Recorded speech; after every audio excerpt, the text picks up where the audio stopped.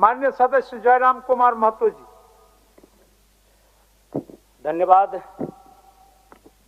अध्यक्ष महोदय। माननीय कहना चाहूंगा महोदय, 30 सेकंड 45 सेकंड का समय चाहूंगा। आदरणीय परम श्रद्धेय, सीजीएल का मामला अभी भी गर्म है। यदि सरकार को लग रहा है वो सच्चे हैं तो सांच को आंच क्या करा लीजिए जांच, सांच को आंच क्या करा लीजिए जांच। और अब कब तक बहाना दीजिएगा कि ये विपक्ष की साजिश है? विपक्ष के सारे पे छात्र सड़कों पे नहीं है, सपने टूट रहे हैं, सपने नेशनल नाबूद हो रहे हैं, इसीलिए छात्र सड़कों पर है। और याद रखिएगा, उनके सपनों के बीच कोई आएगा, पहाड़ आए, दरिया आए या चट्टान आए, छात्र टकराएंगे महोदय।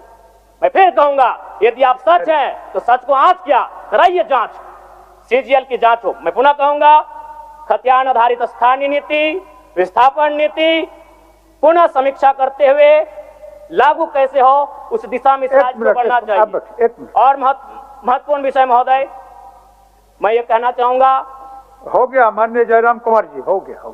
धन्यवाद। पूरक बजट जो 4,833 करोड़ 39 लाख लाया गया है, जबकि यही सरकार ठीक कुछ दिन पूर्व प्रथम अनुपूरक बजट, माफ कीजिएगा, प्रथम अनुपूरक बजट 4,833 करोड़ 39 लाख का लाया गया था।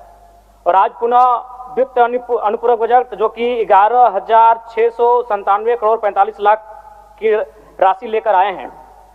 तो महोदय, जब पूर्व में हमारे पास जो निर्धारित राशि होती है और उन राशि को अगर हम खर्च नहीं कर पाते हैं तो फिर ऐसे बजट का एक दिशा का होना और राज्य की दिशा का अलग होना, कहीं ना कहीं चरितार्थ को हम लोग उदाहरण के रूप में प्रस्तुत करते हैं। महोदय, बजट की सार्थकता तभी आम व्यक्ति को समझ में आएगी जब एक गांव का सबसे गरीब व्यक्ति, गंगवा की पत्नी गंगिया, अपनी गठरी में बाजार के बजट को रख पाएगी। आज तमाम माननीयों ने, हमने भी सोचा था कि पक्ष की तरफ से विषय को रखा जाएगा, विपक्ष वाले तर्क को प्रस्तुत करेंगे और इसी बीच मैं एक नया नवेला युवा सीखने का कार्य करूंगा। लेकिन मैक्सिमम समय इन्होंने दिशाहीन मुद्दों पे रखा। तो मैं, चूंकि मैया सम्मान योजना मूल बिंदु रही, केंद्र बिंदु रही, किसी ने उसे सम्मान कहा, नारियों का सम्मान कहा, महिलाओं का सम्मान कहा, हम लोग भी महिलाओं के सम्मान के पक्षधर हैं। हमारे एक भाई कह रहे थे कि 2,500 रुपए की राशि जब एक स्कूल कॉलेज में पढ़ने वाली बहन को दिया जाएगा तो उससे वो स्कूल कॉलेज कागज कॉपी कलम की सामग्री लेगी। मैं कहना चाहूंगा, अगर आप उसे स्कूल कॉलेज जाने से पहले अगर 2,500 रुपए देंगे तो उसे आप निकम्मा और आलसी बनाएंगे। यदि आपको उस राशि को देना है तो उसके स्कूल कॉलेज जाने के बाद दीजिए, स्कॉलरशिप के रूप में दीजिए। मैं आज पुनः कहूंगा, क्योंकि आप सत्ता पक्ष में हैं, आप संभवतः अपने इस विषय को बचाएंगे, आप अपना पक्ष रखेंगे कि आपने मैया सम्मान योजना एक महान कार्य किया है। लेकिन मैं फिर कहूंगा, 18 साल 25 साल 30 साल की लड़कियों को जो आप फ्री में 2,500 रुपए दे रहे हैं, आप उनकी प्रतिभा को हनन कर रहे हैं, आप उनकी प्रतिभा को नकारात्मक दिशा में ले जाने का कार्य कर रहे हैं महोदय। मैं इसे आप स्कॉलरशिप का रूप दीजिए। आपको 2,500 रुपए देना है, स्कूल से पहले देंगे ना। मैं कह रहा हूं, मेरी भी सैकड़ों बहनें हैं गांव में, अगर आप स्कूल जाने से पहले 2,500 रुपए उनके हाथ में देंगे, उस पैसे को वह गलत कार्यों में, गलत नहीं कहेंगे, कुछ ऐसे कार्यों में खर्च करेंगी जो लुभावनी हो। स्कूल जाने के बाद, अटेंडेंस के बाद अगर आप देंगे स्कॉलरशिप के रूप में तो वो बहन स्कूल तक जाएगी।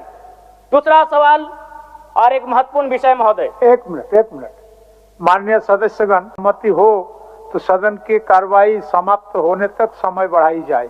बोलिए, अब समाप्त करिए, बोलिए। महोदय, यदि वास्तव में मैया सम्मान की राशि 2,500 रुपए सम्मान है तो मैं चाहूंगा हम लोग एक सार्थक दिशा में बढ़िया महोदय। आज जितने भी माननीय हैं उनको बस की सुविधा दी जाए, जितने भी माननीय हैं अपने घर से ट्रेन की सुविधा से सदन आए, जितने भी माननीय हैं वो अपना टीए भत्ता का त्याग करे, जितने भी माननीय हैं यह जांच हो कि उनके बच्चे सरकारी स्कूलों में पढ़ते हैं या गैर सरकारी स्कूलों में पढ़ते हैं, निजी स्कूलों में पढ़ते हैं, इस विषय का भी जांच हो। अगर उसमें अगर कसौटी में उतरते हैं, हम कहेंगे ये मैया सम्मान योजना है, और नहीं तो इसे केवल और केवल जिस सपने के साथ ये राज्य अलग हुआ था वो सपना कहीं ना कहीं अधूरा होगा महोदय। 2,500 रुपया सम्मान की कसौटी नहीं होगा। सम्मान तभी होता है जब समानता से आता है, समानता है तभी सम्मान है, अगर समानता नहीं है महोदय तो किस सम्मान की आप बात करते हैं? महोदय मैं पुनः